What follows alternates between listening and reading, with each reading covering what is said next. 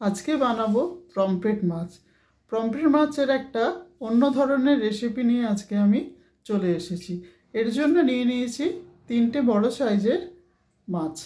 তো মাছগুলো দেখতেই পাচ্ছ আমি একটু গায়েতে চিড়ে নিয়েছি, যে মশলাগুলো দেব সেগুলো যাতে ভালো করে ঢুকে যায় তার জন্য। এখানে দিয়ে দিলাম আমি 6 থেকে 7টা কোয়া রসুন বেটে নিয়েছি। একটু গোলমরিচ 1 চামচ দিয়ে দিলাম, যেটা গুঁড়ো করা রয়েছে। আর 1 চামচ দিয়ে দেবো কাঁচা লঙ্কা বাটা। এগুলো খুব যে মসৃণ করে বাটা তা নয়, কিন্তু এরকমই অর্ধেক বাটা মতো দিতে হবে।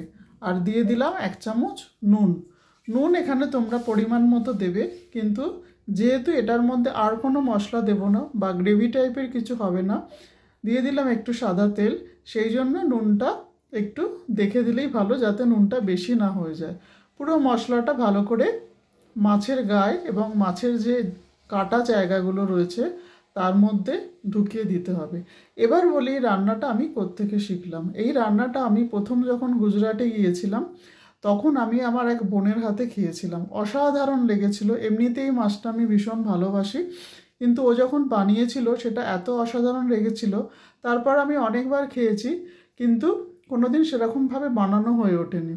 তো আজকে ভাবলাম চলো এটা বানাই, কারণ রেসিপিটা আমি শুনেছি, সেই জন্য আমার খুব ইচ্ছে হলো তোমাদের দেখানোর জন্য।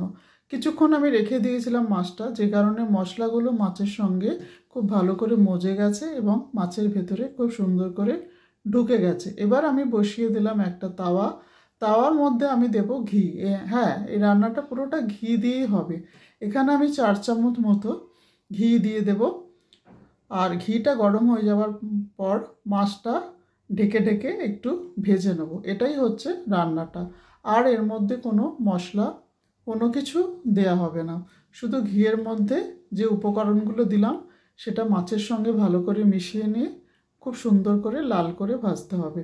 তো গ্যাসটা কমিয়ে নিয়েছি আমি। ঘিটা গরম হয়ে যাওয়ার পর আমি 2টো করে এখানে মাছ দেবো, কারণ মাছটা যেহেতু বড়, 3টে দিলে একটু অসুবিধে। তো দেখো, এবার একটু ঢাকা দিয়ে দিলাম। ঢাকা দেওয়ার পর এটাকে উল্টে নেব। এক পিঠ লাল হয়ে যাওয়ার পর অসম্ভব সুন্দর একটা গন্ধ বেরিয়েছে, কারণ ঘিয়ের মধ্যে যেহেতু রসুন, কাঁচা লঙ্কা, গোলমরিচ, তার সঙ্গে মাছ তো রয়েছে, সবকটা মিলে একটা অসাধারণ গন্ধ বেরিয়েছে।